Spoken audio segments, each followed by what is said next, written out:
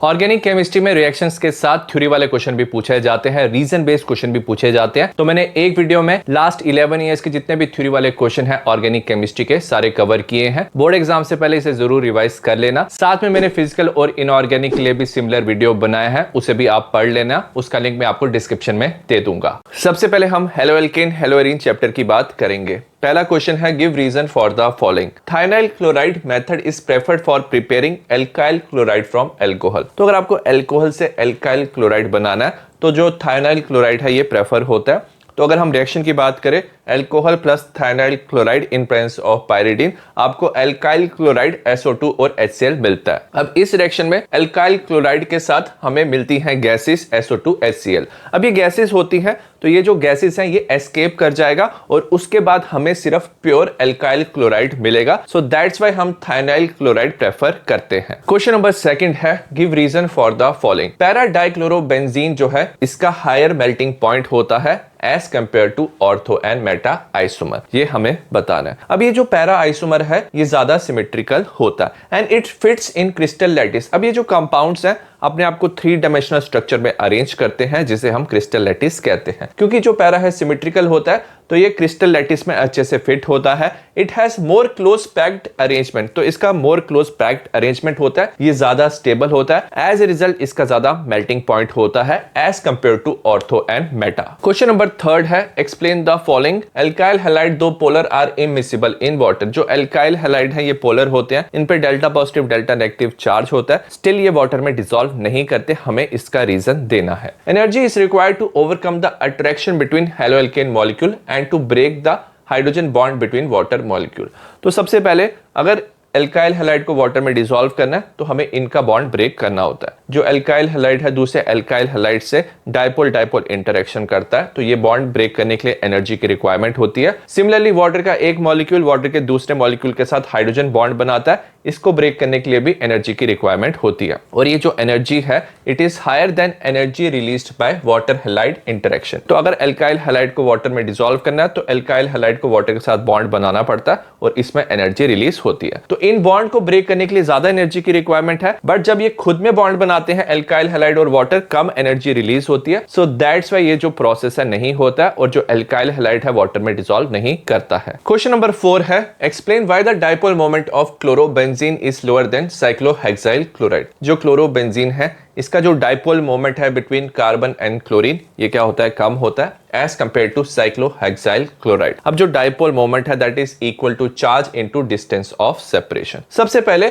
अगर हम क्लोरोबेंजीन की बात करें, जो कार्बन क्लोरीन का बॉन्ड होता है इसमें जो कार्बन है ये sp2 हाइब्रिडाइज है। अब जो sp2 हाइब्रिडाइज कार्बन है इसमें s कैरेक्टर ज्यादा s कैरेक्टर होने की वजह से ये जो कार्बन है ज्यादा इलेक्ट्रोनेगेटिव होता है। ये इलेक्ट्रॉन को थोड़ा अपनी तरफ खींचेगा, पोलैरिटी को कम करता है, तो ओवरऑल चार्ज यहाँ पे कम हो जाता है। वेयर साइक्लोहेक्साइल क्लोराइड में जो कार्बन क्लोरीन का बॉन्ड है ये जो कार्बन है ये sp3 हाइब्रिडाइज है, इसमें लेस s कैरेक्टर होता है, तो ये इलेक्ट्रॉन को कम खींचता है, तो इसमें ओवरऑल जो चार्ज है ये ज्यादा होता है। अगर हम क्लोरोबेंजीन की बात करें तो इसमें रेजोनेंस होता है। रेजोनेंस होने की वजह से कार्बन क्लोरीन के बीच में पार्शियल डबल बॉन्ड आता है और जो बॉन्ड लेंथ है वो शॉर्टर हो जाता है। वेयर साइक्लोहेक्साइल क्लोराइड में सिंगल बॉन्ड होता है तो यहाँ पे बॉन्ड लेंथ बड़ा होता है, तो ओवरऑल जो डिस्टेंस है इसमें शॉर्ट हो जाता है और इसमें जो डिस्टेंस है ज्यादा होता है। एज ए रिजल्ट क्लोरोबेंजीन का जो डाइपोल मोमेंट है ओवरऑल कम हो जाता है। क्वेश्चन नंबर 5 है give reason n butyl bromide has higher boiling point than tertiary butyl bromide. अब जो एन ब्यूटाइल ब्रोमाइड है ये स्ट्रेट चेन होता है, टर्शी ब्यूटाइल ब्रोमाइड में ब्रांचिंग होती है। अब याद रखना ब्रांचिंग इंक्रीज होने से सरफेस एरिया डिक्रीज होता है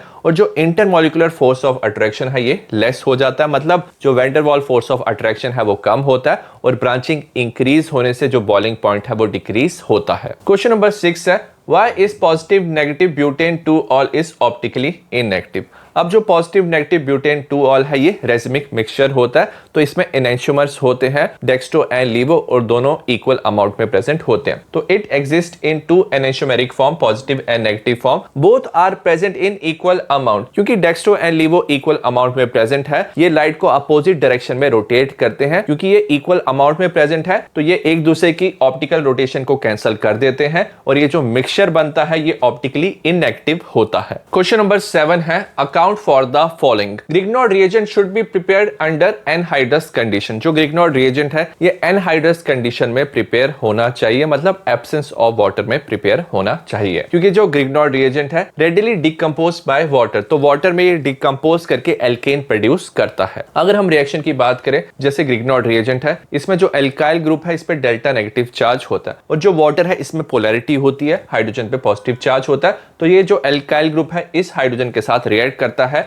एल्केन बनाता है, साथ में MgXOH बनाता है। तो इसमें जो ग्रिग्नॉर्ड रिएजेंट है वाटर की प्रेजेंस में डिकम्पोज हो जाता है, तो हम एनहाइड्रस कंडीशन में ग्रिग्नॉर्ड रिएजेंट प्रिपेयर करते हैं। क्वेश्चन नंबर 8 है give reason. SN1 reaction are accompanied by racemisation in optically active alkyl halide. अगर ऑप्टिकली एक्टिव एल्काइल हैलाइड लिया है, SN1 मैकेनिज्म किया है, तो उसमें रेसिमिक मिक्सचर बन सकता है। हमें पता है SN1 मैकेनिज्म में कार्बोकेटाइन एस इंटरमीडिएट जो है वो फॉर्म होता है, और जो कार्बोकेटाइन है sp2 हाइब्रिडाइज होता है, और ये प्लेनर स्पीशीज होता है, एक ही प्लेन में प्रेजेंट होता है। अब इसमें क्या होता है, जो न्यूक्लियोफाइल है दो तरफ से अटैक कर सकता है, from front end rear, front से रियर से दोनों तरफ से अटैक कर सकता है, और हमें डेक्स्टो और लीवोफॉर्म दोनों मिल सकता है। एज ए रिजल्ट हमें रेसिमिक मिक्सचर जो है इसमें मिल सकता है SN1 रिएक्शन में। क्वेश्चन नंबर 9 है give reason. The presence of NO2 at ortho para position increases reactivity of haloarene toward nucleophilic substitution reaction. इसका हमें रीजन बताना है। अगर हमारे पास हेलोएरीन है, ऑर्थोपैरा पोजीशन पे आपने NO2 जोड़ा है, तो रिएक्टिविटी जो है हेलोएरीन का toward nucleophilic substitution reaction increase होता है, क्योंकि जो नाइट्रो ग्रुप है ये ऑर्थोपैरा पोजीशन पे जब ये होता है तो ये इलेक्ट्रॉन विड्रॉइंग होता है,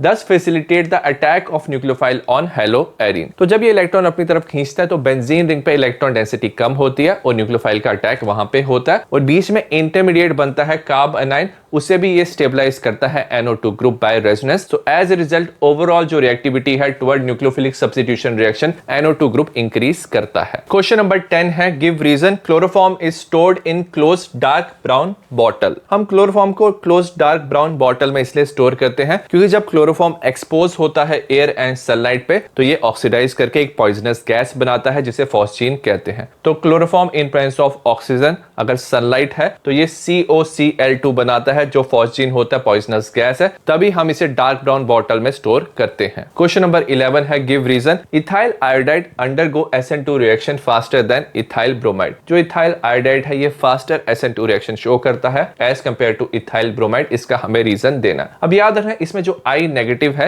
ये बेटर लिविंग ग्रुप है because of its larger size than bromide ion. तो इसमें जो कार्बन आयोडाइड का बॉन्ड होता है ना ये वीक होता है क्योंकि जो आयोडीन है इसका बड़ा साइज होता है और ये जो बॉन्ड ब्रेक करना है वो इजी होता है as compare to carbon Br bond. तो इसमें जो I नेगेटिव है न्यूक्लियोफिलिक सब्स्टिट्यूशन रिएक्शन में इजिली I नेगेटिव रिमूव हो जाता है, ये बेटर लिविंग ग्रुप है, और जो इथाइल आयोडाइड है ये फास्टर SN2 रिएक्शन शो करेगा। क्वेश्चन नंबर 12 है give reason. Although chlorine is an electron withdrawing group. जो क्लोरीन है ये इलेक्ट्रॉन विड्रॉइंग ग्रुप है क्योंकि ये इलेक्ट्रोनेगेटिव होता है, yet it is ortho para directing in electrophilic aromatic substitution. तो इलेक्ट्रोफिलिक एरोमेटिक सब्स्टिट्यूशन में ये ऑर्थोपैरा डायरेक्टिंग होता है। ऐसा इसलिए होता है क्योंकि यहाँ पे जो क्लोरीन है इस पे लोन पेयर ऑफ इलेक्ट्रॉन्स होते हैं, ये प्लस R इफेक्ट शो करता है, रेजोनेंस शो करता है। बिकॉज ऑफ रेजोनेंस जो इलेक्ट्रॉन डेंसिटी है वो ऑर्थोपैरा पोजीशन पे इंक्रीज हो जाता है और जो इलेक्ट्रोफाइल है ऑर्थोपैरा पे अटैक करता है, तभी ये electrophilic aromatic substitution reaction show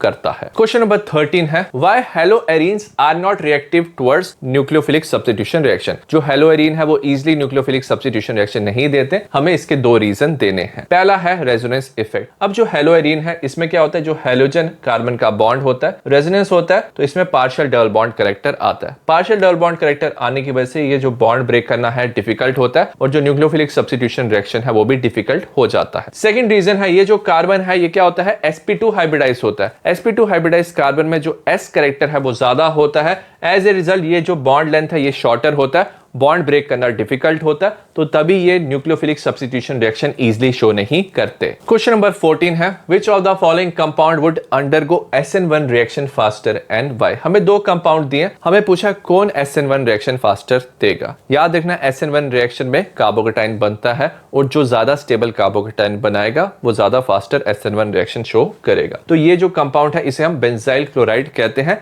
ये फास्टर SN1 रिएक्शन शो करेगा क्योंकि इसमें बेंजाइल कार्बोकेटाइन कार्बोकेटाइन बनता है, ये बेंजाइल कार्बोकेटाइन है। और जो बेंजाइल कार्बोकेटाइन है इसमें रेजोनेंस हो सकता है, रेजोनेंस होने की वजह से ये ज्यादा स्टेबल होता है। Versus aliphatic primary cyclohexyl carbocation, ये जो कार्बोकेटाइन है इसमें कोई रेजोनेंस नहीं होता। तो जो बेंजाइल क्लोराइड है ये फास्टर रिएक्शन शो करेगा क्योंकि इसमें जो बेंजाइल कार्बोकेटाइन बनेगा बिकॉज ऑफ रेजोनेंस ये ज्यादा स्टेबल होगा। क्वेश्चन नंबर 15 है give reason allyl chloride is hydrolyse more readily than n propyl chloride. Allyl chloride है ये कार्बन कार्बन का डबल बॉन्ड है, इसके साथ कार्बन जुड़ा है जिसके साथ क्लोरीन है, ये एन प्रोपाइल क्लोराइड है। अब एलाइल क्लोराइड इसलिए जल्दी हाइड्रोलाइज होता है क्योंकि ये हाइड्रोलिसिस पे कार्बोकेटाइन बनाता है और ये जो कार्बोकेटाइन है ना ये रेजोनेंस शो करता है, वेरस एन प्रोपाइल क्लोराइड में जो कार्बोकेटाइन बनता है वो रेजोनेंस नहीं शो करता। तो allyl chloride show high reactivity because the carbocation formed by hydrolysis is stabilised by resonance. तो जो कार्बोकेटाइन बनता है वो रेजोनेंस से स्टेबलाइज होता है, while no such stabilisation of carbocation exist in case of n propyl chloride, तो तभी एलाइल क्लोराइड इजिली हाइड्रोलिसिस करता है। क्वेश्चन नंबर 16 है why isocyanide is formed when the alkyl halides are treated with silver cyanide. अगर आप alkyl halide को silver cyanide AgCN के साथ रिएक्ट करते हो, क्यों हमें आइसोसाइनाइड मिलता है? अब जो सिल्वर साइनाइड है AgCN है, ये कोवेलेंट कंपाउंड होता है in which the electron pair of only nitrogen is available for bond formation.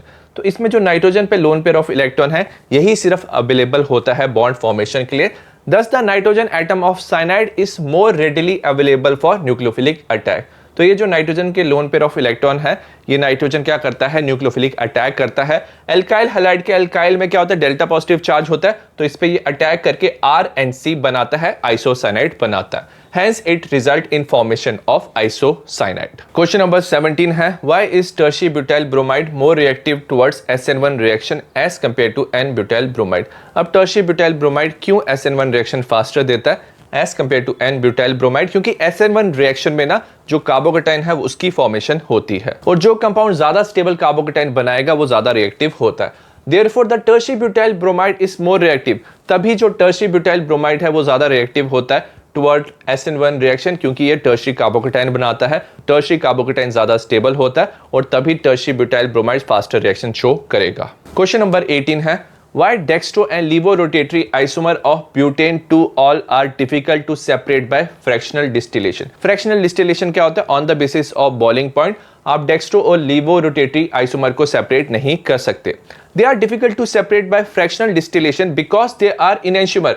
तो ये इनएंशियोमर होते हैं और ये सिर्फ डिफरेंट होते हैं on the basis of their optical activity. एक डेक्स्ट्रो होता है, एक लीवो होता है, वेयर एज इनकी जो फिजिकल प्रॉपर्टीज है वो आइडेंटिकल होती है, मतलब इनका जो बॉइलिंग पॉइंट है वो सेम होता है। दैट्स वाई इन्हें हम सेपरेट नहीं कर सकते on the basis of fractional distillation. Next हम अल्कोहल फिनोल ईथर चैप्टर की बात करेंगे। पहला क्वेश्चन है give reason phenol is more acidic than ethanol. जो फिनोल है वो ज्यादा एसिडिक होता है इथेनॉल से, इसका हमें रीजन देना। अब याद रखना जो फिनोल है जब आप इसमें H+ रिमूव करते हो तो फिनॉक्साइड आयन बनता है। इथेनॉल में जब आप H+ रिमूव करते हो इथॉक्साइड आयन बनता है और जितना स्टेबल आयन होता है उतना रिएक्शन फॉरवर्ड डायरेक्शन में जाता है, उतना H+ रिलीज होता है। तो after losing a proton which is H+, phenol form phenoxide ion which is stabilised by resonance. तो याद रखना जो फिनॉक्साइड है इसमें रेजोनेंस होता है और इथॉक्साइड में रेजोनेंस नहीं होता। एज ए रिजल्ट जो फिनॉक्साइड आयन है ज्यादा स्टेबल है, रिएक्शन फॉरवर्ड डायरेक्शन में जाता है और ये जो फिनॉल है ज्यादा एसिडिक होता है। क्वेश्चन नंबर 2 है orthonitrophenol is more acidic than orthomethoxyphenol, explain why. अब याद रखना जो ऑर्थोनाइट्रोफिनॉल है ज्यादा एसिडिक होता है एज कंपेयर टू ऑर्थोमिथॉक्सीफिनॉल। तो इसमें NO2 ग्रुप होता है जो इलेक्ट्रॉन विड्रॉइंग ग्रुप है, यहाँ पे OCH3 ग्रुप है जो इलेक्ट्रॉन डोनेटिंग ग्रुप होता है। तो जो नाइट्रो ग्रुप है ये इलेक्ट्रॉन विड्रॉइंग ग्रुप है। Because of the presence of NO2 group, it decreases the electron density in OH bond। तो ये इलेक्ट्रॉन अपनी तरफ खींचता है, तो जो OH बॉन्ड की इलेक्ट्रॉन डेंसिटी है डिक्रीज करता है, पोलैरिटी इंक्रीज करता है। एज ए रिजल्ट जो प्रोटॉन है वो इजिली रिमूव हो जाता है और इसकी जो एसिडिक स्ट्रेंथ है वो ज्यादा होती है। क्वेश्चन नंबर 3 है account for following. Ortho nitrophenol is more steam volatile than para nitrophenol. Ortho nitrophenol more steam volatile है, मतलब ये इजिली वेपर्स बनाता है, इसका बॉइलिंग पॉइंट कम होता है। ऐसा इसलिए होता है क्योंकि जो ऑर्थोनाइट्रोफिनॉल है it has intramolecular hydrogen bonding, तो मॉलिक्यूल के विद इन क्या होता है, हाइड्रोजन बॉन्डिंग होती है। Whereas para nitrophenol has intermolecular hydrogen bonding, तो इसमें क्या होता है, दो मॉलिक्यूल के बीच में हाइड्रोजन बॉन्डिंग होती है। एज ए रिजल्ट ये हाई टेम्परेचर पे बॉइल करता है, ये लो टेम्परेचर पे बॉइल करता है, और ये जो ऑर्थोनाइट्रोफिनॉल है स्टीम वोलेटाइल होता है। क्वेश्चन नंबर 4 है give reason tertiary butyl chloride on heating with sodium methoxide give 2 methyl propene instead of tertiary butyl methyl ether. तो यहाँ पे हमें ईथर की जगह एल्कीन मिलता है, इसका हमें रीजन बताना है। सबसे पहले जो टर्शी ब्यूटाइल क्लोराइड होता है इसमें क्या होती है, स्टेरिक हिंड्रेंस होती है, nucleophilic substitution is not possible. तो जो मिथॉक्साइड है CH3O नेगेटिव, ऑक्सीजन पे नेगेटिव चार्ज है, तो ये ट्राई करता है इस कार्बन पे अटैक करना, बट यहाँ पे CH3 ग्रुप जो होता है ये बल्कि ग्रुप होता है, इलेक्ट्रॉन रिच होता है, तो ये न्यूक्लियोफाइल को रिपेल करेगा। So as a result nucleophilic substitution नहीं होता। तो जो ये CH3O नेगेटिव है ये बेस की तरह काम करता है, ये क्या करता है, CH3 में से प्रोटॉन एक्सट्रैक्ट करता है और साथ में एलिमिनेशन करता है, तो यहां से हाइड्रोजन और यहां से क्लोरीन रिमूव हो जाता है, इसे हम डीहाइड्रोहैलोजिनेशन रिएक्शन कहते हैं। एज ए रिजल्ट एल्कीन के साथ मिथनॉल प्लस NaBr मिलता है। क्वेश्चन नंबर 5 है give reason boiling point of ethanol is higher in comparison to methoxy methane. तो इथेनॉल का बॉइलिंग पॉइंट मिथॉक्सी मीथेन से ज्यादा होता है। ऐसा इसलिए होता है क्योंकि जो इथेनॉल है ये स्ट्रॉन्ग इंटरमोलिकुलर हाइड्रोजन बॉन्ड बना सकता है, whereas molecule of methoxy methane जो है ये वीक डाइपोल डाइपोल इंटरेक्शन करता है। तो इथेनॉल में इंटरमोलिकुलर हाइड्रोजन बॉन्ड होने की वजह से इसका बॉइलिंग पॉइंट ज्यादा होता है। क्वेश्चन नंबर 6 है हमारे पास टर्शी ब्यूटाइल मिथाइल ईथर है, इसे हमने रिएक्ट HI के साथ किया तो हमें methanol plus tertiary butyl iodide मिलेगा as main product, not tertiary butyl alcohol and methyl iodide. ऐसा इसलिए होता है जब भी कोई भी एक एल्काइल ग्रुप ना टर्शरी होता है, तो जब ईथर में कोई भी एक एल्काइल ग्रुप टर्शरी होता है तो इसमें SN1 मैकेनिज्म होता है, और हमें पता है SN1 मैकेनिज्म में जो कार्बोकेटाइन है वो टर्शरी कार्बोकेटाइन ज्यादा स्टेबल होता है, तो इसमें टर्शरी कार्बोकेटाइन बनेगा, और जो न्यूक्लियोफाइल है I नेगेटिव है टर्शरी कार्बोकेटाइन पे अटैक करेगा। सो एज ए रिजल्ट हमें टर्शी ब्यूटाइल आयोडाइड मिलेगा, साथ में CH3O के साथ क्या होता है, हाइड्रोजन जुड़ जाता है, हमें मिथनॉल मिलता है। क्वेश्चन नंबर 7 है lower alcohol are water soluble whereas higher alcohol are water insoluble. जो लोअर एल्कोहल है ये वाटर सॉल्युबल इसलिए होते हैं क्योंकि ये वाटर के साथ हाइड्रोजन बॉन्ड बनाते हैं, वेरस हायर एल्कोहल में नंबर ऑफ कार्बन ज्यादा होते हैं, तो इसमें लार्जर हाइड्रोकार्बन पार्ट होता है, और हमें पता है जो हाइड्रोकार्बन पार्ट है ये हाइड्रोफोबिक पार्ट होता है, तो ये इंटरफेयर करता है हाइड्रोजन बॉन्डिंग से, तो जो हाइड्रोजन बॉन्डिंग है वो इनसफिशिएंट होता है हायर एल्कोहल में, सो दैट्स व्हाई ये इनसॉल्युबल होता है वाटर में। क्वेश्चन नंबर 8 है why do phenol do not give protonation reaction readily. जो फिनॉल है वो रेडिली प्रोटोनेशन रिएक्शन क्यों नहीं देता, क्यों फिनॉल इजिली H+ एक्सेप्ट नहीं करता, क्योंकि जो लोन पेयर ऑफ इलेक्ट्रॉन्स है on the oxygen atom are delocalised over the benzene ring. तो क्या होता है जो OH होता है इसमें ऑक्सीजन पे लोन पेयर ऑफ इलेक्ट्रॉन्स है, तो ये जो इलेक्ट्रॉन्स है ये इजीली अवेलेबल नहीं होते, ये डीलोकलाइज होते हैं because of resonance, hence they are not easily available for protonation. तो इजीली ये प्रोटोनेशन नहीं कर सकता क्योंकि जो इलेक्ट्रॉन्स है वो डीलोकलाइज होते हैं। क्वेश्चन नंबर 9 है out of 2 chloro ethanol and ethanol which one is more acidic and why. तो 2 क्लोरो इथेनॉल और इथेनॉल है, इसमें याद रखना 2 क्लोरो इथेनॉल ज्यादा एसिडिक होता है, इसमें जो क्लोरीन है ये -I इफेक्ट शो करता है, मतलब इलेक्ट्रॉन्स को अपनी तरफ खींचता है। As a result electron density on OH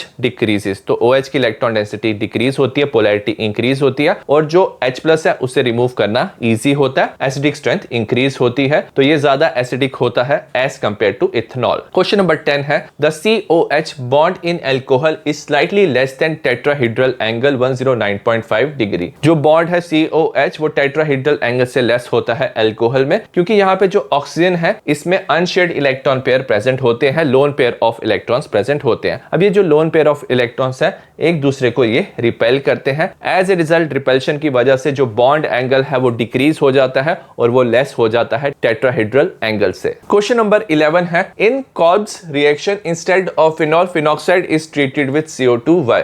तो कॉल्ब्स रिएक्शन में फिनॉल की जगह फिनॉक्साइड को हम CO2 के साथ रिएक्ट करते हैं, इसका हमें रीजन बताना है। सबसे पहले हम क्या करते हैं इस रिएक्शन में, फिनॉल को NaOH के साथ रिएक्ट करते हैं, हमें सोडियम फिनॉक्साइड मिलता है। अब ये जो सोडियम फिनॉक्साइड है ये ज्यादा एक्टिवेटिंग होता है, ये बेंजीन रिंग पे इलेक्ट्रॉन डेंसिटी ज्यादा इंक्रीज करता है और जो CO2 होता है वो वीक इलेक्ट्रोफाइल होता है। तो जो CO2 है वो फिनॉक्साइड पे इजीली क्या कर सकता है, अटैक कर सकता है। तो phenoxide is more reactive then phenol toward electrophilic aromatic substitution and can undergo electrophilic substitution with CO2 which is a weak electrophile। तो तभी हम फिनॉक्साइड में कन्वर्ट करते हैं। क्वेश्चन नंबर 12 है account for the following. The boiling point of alcohol decreases with increase in branching of alkyl group. तो जैसे आप ब्रांचिंग इंक्रीज करते हो एल्कोहल में तो जो बॉइलिंग पॉइंट है वो डिक्रीज होता है, क्योंकि ब्रांचिंग से क्या होता है, जो सरफेस एरिया है डिक्रीज होता है। सरफेस एरिया डिक्रीज होने से van der Waals force of attraction भी डिक्रीज होता है। As a result boiling point decrease होता है। क्वेश्चन नंबर 13 है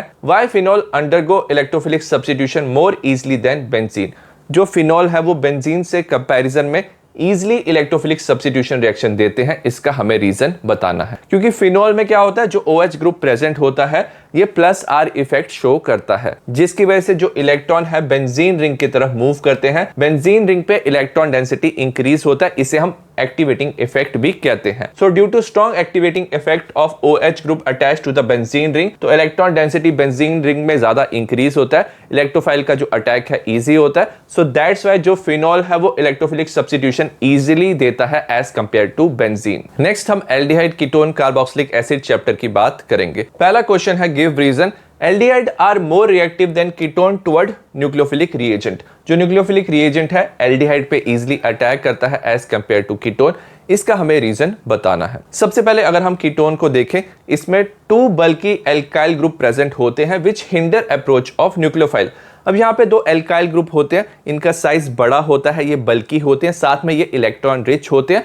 एज ए रिजल्ट न्यूक्लियोफाइल का अटैक डिफिकल्ट होता है, वेरास एल्डिहाइड में सिर्फ एक एल्काइल ग्रुप प्रेजेंट होता है, तो यहाँ पे न्यूक्लियोफाइल इजीली अटैक कर सकता है। सेकंड रीजन है 2 electron releasing group in ketone decreases positive charge on carbonyl carbon. तो ये कार्बोनाइल कार्बन है, इस पे डेल्टा पॉजिटिव चार्ज होता है, और ये जो R ग्रुप है ये इलेक्ट्रॉन रिलीजिंग या इलेक्ट्रॉन डोनेटिंग ग्रुप होते हैं, तो इसमें जो डेल्टा पॉजिटिव चार्ज है वो कम हो जाता है। वेरस एल्डिहाइड में सिर्फ एक इलेक्ट्रॉन डोनेटिंग ग्रुप होता है, तो इसमें जो डेल्टा पॉजिटिव चार्ज है वो ज्यादा होता है। एज ए रिजल्ट न्यूक्लियोफाइल यहाँ पे इजिली अटैक करता है। क्वेश्चन नंबर 2 है give reason. PH of reaction should be carefully control while preparing ammonia derivative of carbonyl compound. तो जब आप अमोनिया डेरिवेटिव बना रहे हो कार्बोनाइल कंपाउंड के, तो पीएच को हम कंट्रोल करते हैं। ऐसा इसलिए करते हैं क्योंकि अगर एसिडिक मीडियम होता है, मतलब H+ का कंसंट्रेशन ज्यादा होता है, तो ammonia derivative react with H+। अब अमोनिया डेरिवेटिव पे नाइट्रोजन पे loan pair of electrons present होते हैं, तो ये H+ के साथ रिएक्ट कर सकता है।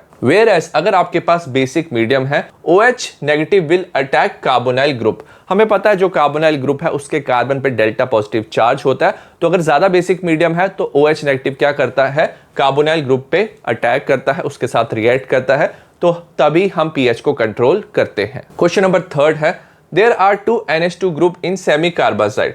सेमी कार्बाजाइड में 2 NH2 ग्रुप प्रेजेंट होते हैं, however only one is involved in formation of semi carbazone। इसका हमें रीजन बताना है।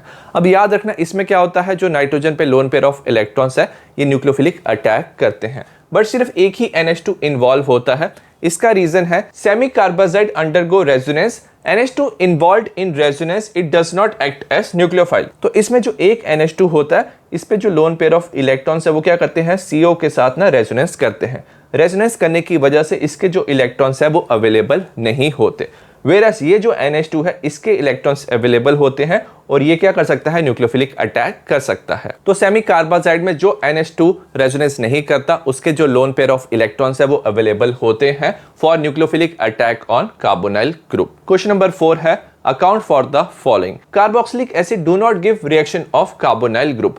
जो कार्बोक्सिलिक एसिड है कार्बोनाइल ग्रुप की रिएक्शन नहीं देते। हमें पता है जो कार्बोनाइल ग्रुप है ये एल्डिहाइड और कीटोन में प्रेजेंट होता है, इसमें कार्बन पे डेल्टा पॉजिटिव चार्ज होता है, तो इसमें ना न्यूक्लियोफिलिक एडिशन रिएक्शन होता है, वेरस कार्बोक्सिलिक एसिड ये रिएक्शन शो नहीं करते। ऐसा इसलिए होता है क्योंकि इसमें डेल्टा पॉजिटिव चार्ज होता है। अगर हम कार्बोक्सिलिक एसिड के कार्बन को देखें, इसमें भी डेल्टा पॉजिटिव चार्ज है, बट इसमें ना रेजोनेंस होता है, ऑक्सीजन के इलेक्ट्रॉन इसकी तरफ मूव करते हैं, ये इलेक्ट्रॉन यहाँ पे जाते हैं, तो ऑक्सीजन से इलेक्ट्रॉन मिलने की वजह से यहाँ पे जो डेल्टा पॉजिटिव चार्ज है वो कम होता है, ये लेस इलेक्ट्रोफिलिक होता है, तभी ये रिएक्शन शो नहीं करते कार्बोनाइल ग्रुप के। So due to lone pair on oxygen atom attach to hydrogen atom in COOH group are involve in resonance. तो ये जो इलेक्ट्रॉन्स है रेजोनेंस में इन्वॉल्व होते हैं, hence make carbon less electrophilic. ये जो कार्बन है लेस इलेक्ट्रोफिलिक होता है, डेल्टा पॉजिटिव चार्ज इसका कम होता है, तभी ये कार्बोक्सिलिक एसिड जो है ये कार्बोनाइल ग्रुप की रिएक्शन शो नहीं करते। क्वेश्चन नंबर 5 है give reason oxidation of aldehyde is easier than that of ketone. Aldehyde की ऑक्सीडेशन इजियर होती है एज कंपेयर टू कीटोन, इसका हमें रीजन बताना है। अब याद रखना जो ऑक्सीडेशन ऑफ एल्डिहाइड है it involve cleavage of CH bond. इसमें कार्बन हाइड्रोजन का बॉन्ड ब्रेक होता है और जो हाइड्रोजन है उसे इजीली हम OH में कन्वर्ट कर सकते हैं। While that of ketone, ketone में क्या होता है cleavage of carbon carbon bond. यहाँ पे कार्बन कार्बन का बॉन्ड ब्रेक करना पड़ता है जो काफी डिफिकल्ट होता है। So that's why aldehyde easily oxidise हो जाते हैं। क्वेश्चन नंबर 6 है write reason benzoic acid does not undergo Friedel Crafts reaction. जो बेंजोइक एसिड है वो फ्रीडल क्राफ्ट रिएक्शन इसलिए नहीं देते हैं क्योंकि इसमें जो कार्बोक्सिल ग्रुप है इट इज डीएक्टिवेटिंग। ये जो COOH ग्रुप प्रेजेंट होता है ये क्या करता है बेंजीन से इलेक्ट्रॉन अपनी तरफ खींचता है, -R इफेक्ट शो करता है। एज ए रिजल्ट बेंजीन में इलेक्ट्रॉन डेंसिटी कम होता है और जो इलेक्ट्रोफाइल का अटैक है डिफिकल्ट होता है। Next catalyst AlCl3। अब याद रखना फ्रीडल क्राफ्ट रिएक्शन में हम कैटलिस्ट लेते हैं AlCl3 और ये लुईस एसिड होता है, इलेक्ट्रॉन डेफिशिएंट होता है, get bonded to the carboxyl group. अब इसमें जो कार्बोक्सिल ग्रुप है इसमें ऑक्सीजन होते हैं जिसपे loan pair of electrons present होते हैं। तो जो ये AlCl3 है वो क्या करता है कार्बोक्सिल ग्रुप के साथ बॉन्ड बना सकता है, तभी जो बेंजोइक एसिड है फ्रीडल क्राफ्ट रिएक्शन शो नहीं करते। क्वेश्चन नंबर 7 है benzaldehyde is less reactive than propanol in nucleophilic addition reaction. जो बेंजल्डिहाइड है वो लेस रिएक्टिव होता है as compare to propanol in nucleophilic addition reaction. ऐसा इसलिए होता है in benzaldehyde the polarity of carbonyl group decreases due to resonance, carbon become less electrophilic as compare to propanol. अब प्रोपेनॉल में क्या होता है ये जो कार्बन है डेल्टा पॉजिटिव चार्ज इस पे होता है। सिमिलरली बेंजल्डिहाइड में भी इस कार्बन पे डेल्टा पॉजिटिव चार्ज होता है, बट जो बेंजल्डिहाइड है इसमें रेजोनेंस भी होता है। रेजोनेंस होने की वजह से -R इफेक्ट होने की वजह से ये जो इलेक्ट्रॉन है कार्बन की तरफ मूव करते हैं। इस कार्बन पे जो डेल्टा पॉजिटिव चार्ज है वो कम हो जाता है, ये जो कार्बन है लेस इलेक्ट्रोफिलिक हो जाता है। सो दैट्स व्हाई जो बेंजल्डिहाइड है वो लेस रिएक्टिव होते हैं as compare to propanol. Question number 8 है give reason electrophilic substitution in benzoic acid take place at meta position. तो जो बेंजोइक एसिड है इसमें जो इलेक्ट्रोफाइल है वो अटैक करता है मेटा पोजीशन पे, इसका हमें रीजन बताना है। तो इसमें जो कार्बोक्सिल ग्रुप प्रेजेंट होता है याद रखना वो -R इफेक्ट शो करता है, ये इलेक्ट्रॉन को अपनी तरफ खींचता है। As a result benzene ring पे जो इलेक्ट्रॉन डेंसिटी है वो डिक्रीज होता है ऑर्थोपैरा पोजीशन पे। तो ऑर्थोपैरा पे इलेक्ट्रॉन डेंसिटी डिक्रीज हो जाता है। एज ए रिजल्ट जो इलेक्ट्रोफाइल है वो मेटा पे अटैक करता है, तभी जो इलेक्ट्रोफिलिक सब्स्टिट्यूशन है बेंजोइक एसिड पे वो मेटा पोजीशन पे होता है। क्वेश्चन नंबर 9 है 4 nitrobenzoic acid is stronger acid than benzoic acid, इसका हमें रीजन बताना है। अब याद रखना जो बेंजोइक एसिड होता है उसमें क्या होता है जब आप H+ रिमूव करते हो तो COO नेगेटिव बनता है, इसे कार्बोक्सिलेट एनाइन कहते हैं। अगर इसमें इलेक्ट्रॉन विड्रॉइंग ग्रुप है जैसे NO2 तो ये इलेक्ट्रॉन अपनी तरफ खींचता है, यहाँ पे इलेक्ट्रॉन डेंसिटी को ना कम कर देता है, तो ओवरऑल ये स्टेबल हो जाता है। ये ज्यादा स्टेबल होने की वजह से इक्विलिब्रियम फॉरवर्ड शिफ्ट होता है, ज्यादा H+ रिलीज होता है और एसिडिक स्ट्रेंथ इंक्रीज होता है। So the presence of electron withdrawing NO2 group it increases acidity of benzoic acid by removing electron density. तो ये इलेक्ट्रॉन डेंसिटी को रिमूव करता है, डिक्रीज करता है फ्रॉम कार्बोक्सिलेट एंड, तो ये स्टेबल होता है और जो एसिडिटी है वो इंक्रीज होती है। क्वेश्चन नंबर 10 है give reason carboxylic acid has higher boiling point than aldehyde ketone alcohol of comparable molecular mass. तो कार्बोक्सिलिक एसिड का ज्यादा बॉइलिंग पॉइंट होता है, इसका रीजन है दे शो एक्सटेंसिव हाइड्रोजन बॉन्डिंग। तो इसमें जो इंटरमॉलिक्यूलर हाइड्रोजन बॉन्डिंग है काफी ये स्ट्रॉन्ग होता है as compare to other molecule. They exist even as dimer in vapour phase. जब ये वेपर फेस में भी जाते हैं तो जो दो मॉलिक्यूल है ये कंबाइंड फॉर्म में एज डाइमर प्रेजेंट होते हैं, तो तभी जो कार्बोक्सिलिक एसिड है उसका ज्यादा बॉइलिंग पॉइंट होता है। क्वेश्चन नंबर 11 है why phenol is less acidic than carboxylic acid. अब जो फिनोल है ये कम एसिडिक होता है as compare to carboxylic acid. तो जब हम हाइड्रोजन रिमूव करते हैं दोनों में से तो जो कार्बोक्सिलिक एसिड है वो कार्बोक्सिलेट एनाइन बनाता है। तो कार्बोक्सिलेट एनाइन बना और इसमें क्या होता है, जो नेगेटिव चार्ज है वो डिस्ट्रीब्यूट होता है ओवर 2 ऑक्सीजन एटम। तो यहाँ पे 2 ऑक्सीजन एटम होते हैं जो ज्यादा इलेक्ट्रोनेगेटिव होते हैं, तो जो नेगेटिव चार्ज है वो यहाँ पे डिस्ट्रीब्यूट होता है और ये जो कार्बोक्सिलेट एनायन बनता है ये ज्यादा स्टेबल होता है। अगर हम फिनॉल में से हाइड्रोजन रिमूव करें तो हमें फिनॉक्साइड मिलता है। अब ये जो फिनॉक्साइड है इसमें negative charge is distributed over only 1 oxygen atom, सिर्फ एक ऑक्सीजन एटम प्रेजेंट होता है, तो नेगेटिव चार्ज सिर्फ एक ही ऑक्सीजन में डिस्ट्रीब्यूट होता है। एज ए रिजल्ट ये लेस स्टेबल होता है as compare to carboxylate anion.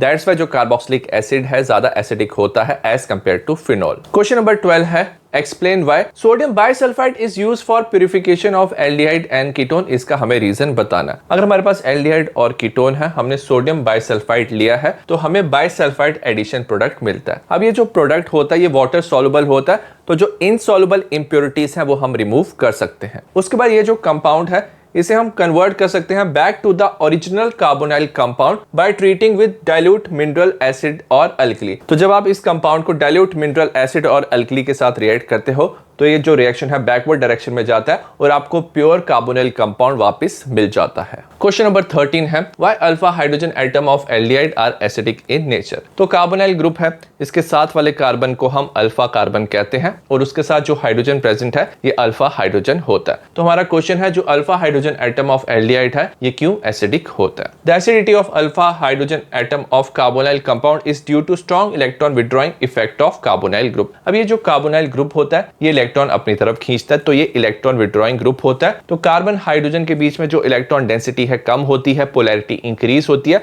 As a result H+ remove करना इजी होता है। साथ में resonance stabilisation of conjugate base. तो जब H+ रिमूव कर दिया कार्बन पे नेगेटिव चार्ज आता है, कॉन्जुगेट बेस बनता है और ये जो कॉन्जुगेट बेस है ये भी क्या कर सकता है, रेजोनेंस कर सकता है। तो ये इलेक्ट्रॉन यहाँ पे जा सकते हैं और ये जो इलेक्ट्रॉन्स है ऑक्सीजन की तरफ जा सकते हैं, रेजोनेंस हो सकता है। तो कॉन्जुगेट बेस भी स्टेबल बनता है। एज ए रिजल्ट जो अल्फा हाइड्रोजन एटम है वो एसिडिक होता है। नेक्स्ट हम अमाइंस के क्वेश्चन की बात करेंगे। पहला क्वेश्चन है account for the following. Ethylamine is soluble in water whereas aniline is not. जो इथाइल अमाइन है वाटर में सॉल्युबल होता है क्योंकि ये वाटर के साथ हाइड्रोजन बॉन्ड बनाता है। Whereas जो एनिलीन है it does not form hydrogen bond due to large hydrophobic group. जो एनिलीन है इसमें बेंजीन रिंग होता है, वो हाइड्रोफोबिक होता है, हाइड्रोजन बॉन्डिंग के साथ इंटरफेयर करता है। एज ए रिजल्ट ये वाटर के साथ हाइड्रोजन बॉन्ड नहीं बनाता और ये इनसॉल्युबल होता है। क्वेश्चन नंबर 2 है aniline does not undergo Friedel-Crafts reaction. जो एनिलीन है वो फ्रीडल-क्राफ्ट रिएक्शन शो नहीं करता। इसका रीजन है aniline form salt with AlCl3 which is Lewis acid catalyst. तो फ्रीडल-क्राफ्ट रिएक्शन में हम लुईस एसिड लेते हैं AlCl3, ये इलेक्ट्रॉन डेफिशिएंट होता है, वेयर एज एनिलीन के नाइट्रोजन पे लोन पेयर ऑफ इलेक्ट्रॉन्स होता है, तो ये इसके साथ कंबाइन करके सॉल्ट बनाता है। साथ में positive charge on nitrogen is strong electron withdrawing. Salt बनाने की वजह से नाइट्रोजन पे पॉजिटिव चार्ज आ जाता है, ये इलेक्ट्रॉन विड्रॉइंग होता है।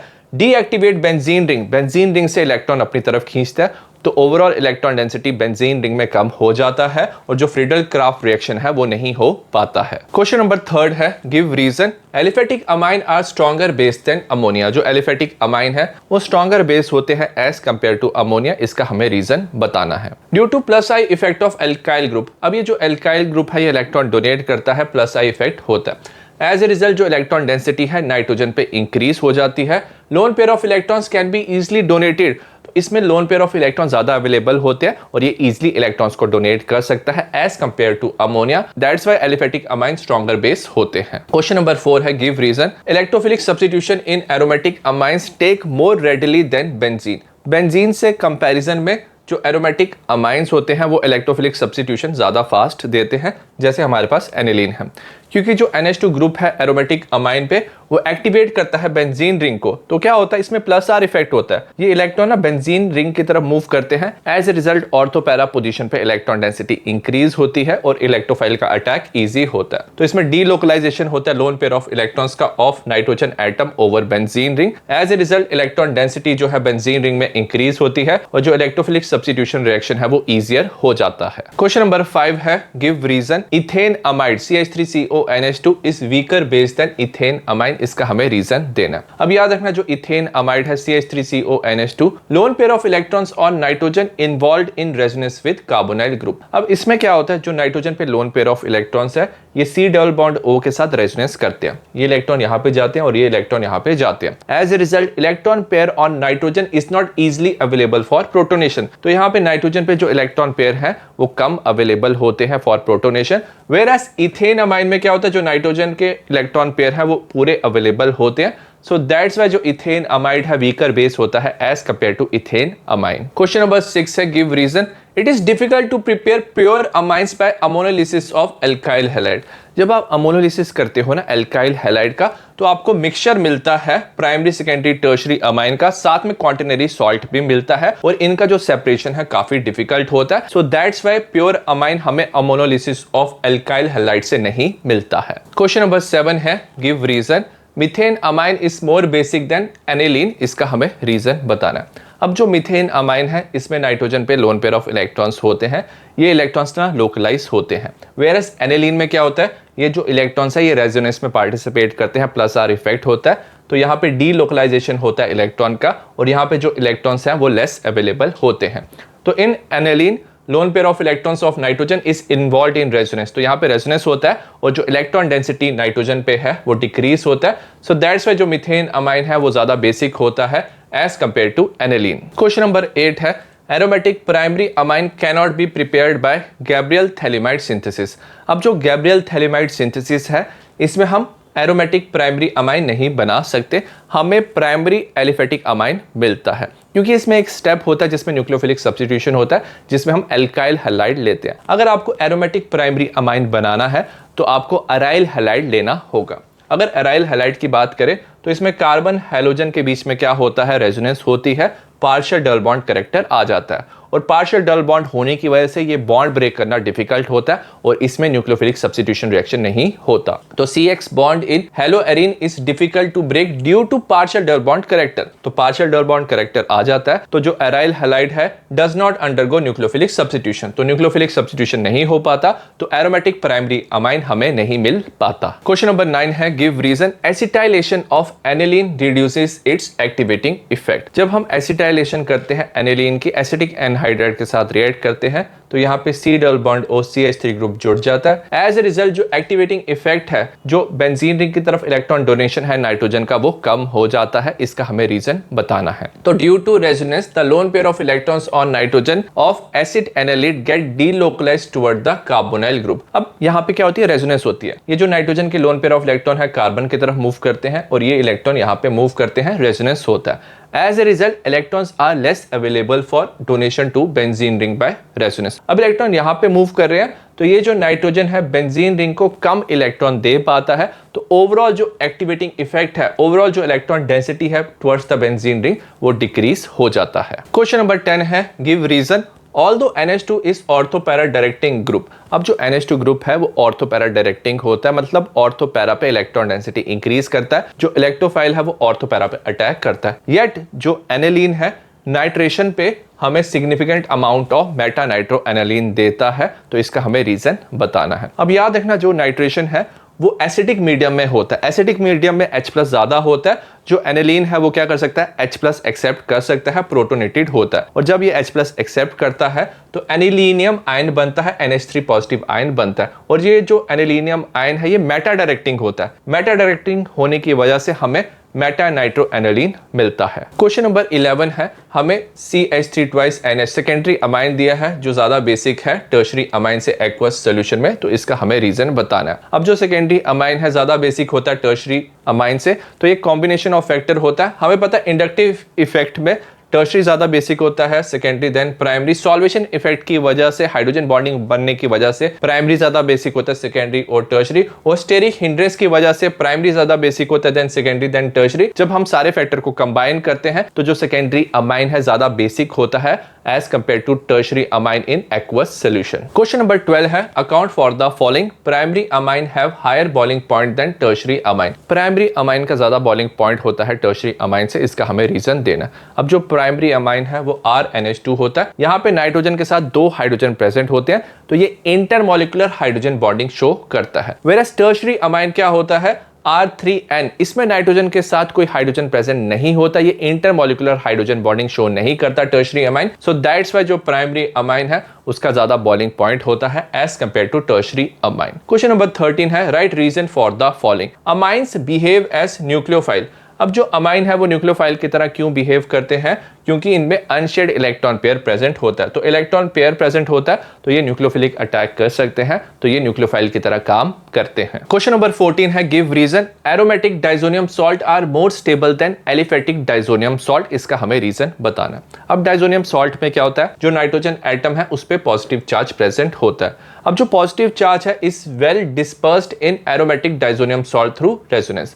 तो जो एरोमेटिक डाइजोनियम सॉल्ट होते हैं इसमें क्या हो सकता है, रेजोनेंस हो सकता है, एज ए रिजल्ट ये स्टेबल होते हैं। बट जो चार्ज डिलोकलाइजेशन है वो पॉसिबल नहीं होता एलिफेटिक डाइजोनियम सॉल्ट में। तो एलिफेटिक डाइजोनियम सॉल्ट RN2+Cl-, तो इसमें चार्ज का डिलोकलाइजेशन नहीं हो सकता क्योंकि इसमें रेजोनेंस नहीं होता है, hence they are less stable than aromatic diazonium salt. तो तभी जो एलिफेटिक डाइजोनियम सॉल्ट है लेस स्टेबल होते हैं और ये इजीली डिसोसिएट कर जाते हैं। क्वेश्चन नंबर 15 है, why reduction with iron scrap and HCl is preferred for preparation of amines from nitro compound. तो जब हम नाइट्रो कंपाउंड की रिडक्शन करते हैं तो हम iron scrap and HCl prefer करते हैं, इसका हमें रीजन बताना है। क्योंकि इस रिएक्शन में बाय प्रोडक्ट ना FeCl2 मिलता है जो हाइड्रोलिसिस पे वापस HCl बना देता है। So only small amount of HCl is required to initiate the reaction. तो इनिशियली सिर्फ थोड़ा सा HCl की रिक्वायरमेंट होती है क्योंकि रिएक्शन के विदिन ही क्या होता है, HCl बन जाता है, तो तभी हम आयरन स्क्रैप और HCl जो है इसमें यूज करते हैं। क्वेश्चन नंबर 16 है, why pyridine is used in acetylation reaction of amine. तो जब हम एसिटाइलेशन करते हैं तो नाइट्रोजन के साथ C double bond OCH3 group जुड़ता है, तो हम पैराडीन क्यों यूज करते हैं, इसका हमें रीजन बताना। Acetylation is carried out in presence of stronger base than amine. तो हम स्ट्रॉन्गर बेस लेते हैं, पैराडीन लेते हैं, which remove HCl and shift equilibrium to right hand side. तो इस रिएक्शन में ना HCl बनता है। अब ये जो HCl है एसिडिक होता है, तो इसको न्यूट्रलाइज करने के लिए हम पैराडीन बेस यूज करते हैं। जो पैराडीन है इसको न्यूट्रलाइज करता है, एज ए रिजल्ट इसकी कंसंट्रेशन डिक्रीज होती है, रिएक्शन फॉरवर्ड डायरेक्शन में शिफ्ट होता है और ये जो रिएक्शन है फास्टर होता है। क्वेश्चन नंबर 17 है, account for the following. On reaction with benzene sulfonyl chloride, primary amine yield product soluble in alkali, whereas secondary amine yield product insoluble in alkali. तो ऐसा क्यों होता है कि जो प्राइमरी अमाइन प्रोडक्ट बनाता है वो सॉल्युबल होता है अल्कली में, वेयरएज सेकेंडरी अमाइन जो प्रोडक्ट बनाता है वो इनसॉल्युबल होता है अल्कली में। तो जब प्राइमरी अमाइन रिएक्ट करता है बेंजीन सल्फोनाइल क्लोराइड के साथ तो हमें सल्फोन अमाइड मिलता है जो सॉल्युबल होता है अल्कली में। अब अगर आप इस कंपाउंड को देखोगे इसमें हाइड्रोजन प्रेजेंट होता है जो एसिडिक होता है। So it dissolve in alkali due to presence of acidic hydrogen on nitrogen atom. अब ये जो हाइड्रोजन है एसिडिक होता है, ये अल्कली के साथ कंबाइन कर सकता है, तो ये सॉल्युबल होता है। वेराज जब सेकेंडरी अमाइन रिएक्ट करता है बेंजीन सल्फोनाइल क्लोराइड के साथ तो हमें NN di alkyl benzene sulphone amide मिलता है। अब इसमें नाइट्रोजन के साथ कोई एसिडिक हाइड्रोजन प्रेजेंट नहीं होता, तो तभी ये इनसॉल्युबल होता है अल्कली में। तो ये रहे ऑर्गेनिक के थ्योरी वाले क्वेश्चन। बोर्ड एग्जाम से पहले ये सारे क्वेश्चन जरूर पढ़ के जाना। See you in the next video, bye.